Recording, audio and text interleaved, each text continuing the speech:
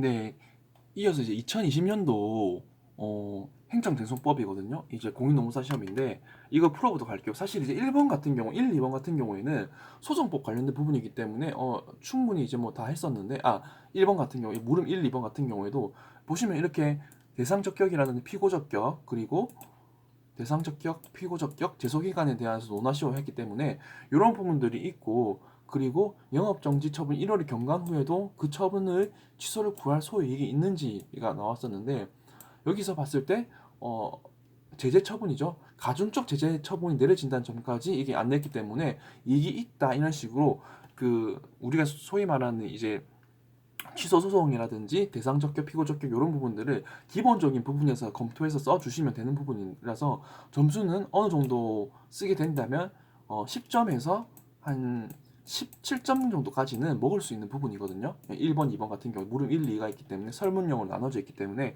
그래서 이제 충분히 잘 쓸 수가 있을 것 같은데 반면에 이제 2번 같은 경우에는 사실 이제 행정심판이 나왔기 때문에 우리가 공인노무사 같은 경우에 대부분 이제 행정소송법만 이제 공부를 하시다 보니까 행정심판을 잘 모르신 경우가 되게 많더라고요. 그렇기 때문에 실제로 이해신청행위나 행정심판이 있는데 차이점은 뭐냐면 행정소송 같은 경우 위법성 일반을 다투는 반면에 행정심판 같은 경우에는 위법 부당한 처분을 다툴 수가 있는 것이거든요. 그렇기 때문에 그런 이제 대상격적인 차이점도 있고 그리고 이의신청 같은 경우에는 행정심판과 부분이 있어가지고 처분사의 추가 변경이 가장 중요하죠. 첫 출발 같은 경우에는 처분사의 추가 변경이 있거든요. 예.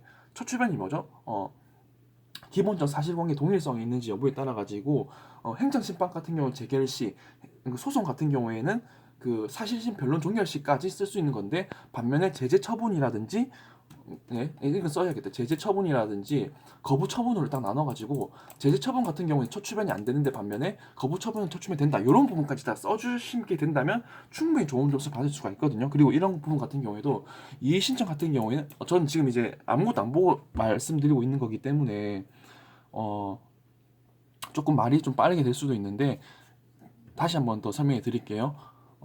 이의 신청과 행정 심판이 있으면 가장 중요한 게 뭐죠? 심사 기한의 차이가 있죠. 이의 신청 같은 경우에는 어 원래 이제 원처분청이 하는 반면에 행정심판 같은 경우에는 원처분청이 아닌 원처분청일 경우에도 있는데 독립적인 이 원처분청이라 하더라도 독립적인 행정심판위원회 하는 것이기 때문에 그래서 준사법 절차를 따르고 그 다음에 청구기한의 차이도 사실 있었고 재청구 금지 원칙이 적용되는 행정심판법 51조죠. 네.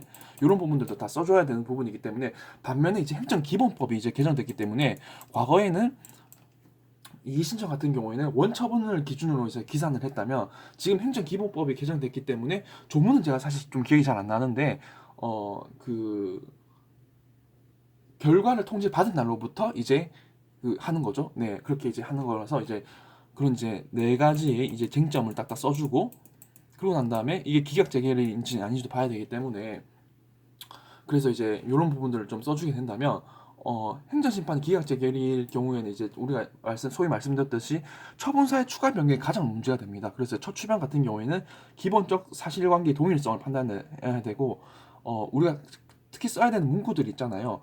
처분의 법률적 판단하기 이전에 그 기초가 된 사회적 사실관계가 그 기초가 된 사회적 사실관계가 동일한지 여부 뭐 이런 식으로 해서 처분사의 추가 변경에서 기본적인 쟁점적인 부분들이 있죠. 그런 부분들을 써주고 아까도 말씀드렸듯이 거부 처분과 제재 처분을 나눠가지고 거부 처분 같은 경우에는 할 수가 있고 반면에 이게 일반적인 이의 신청 같은 경우에 첫 출발의 법리가 적용되지 않기 때문에 기본적 사실관계 동일성이 인정되지 않는 부분이라 하더라도 쓸 수가 있다. 이런 식으로 써주게 된다면 충분히 이제 점수를 잘 받을 수가 있을 겁니다.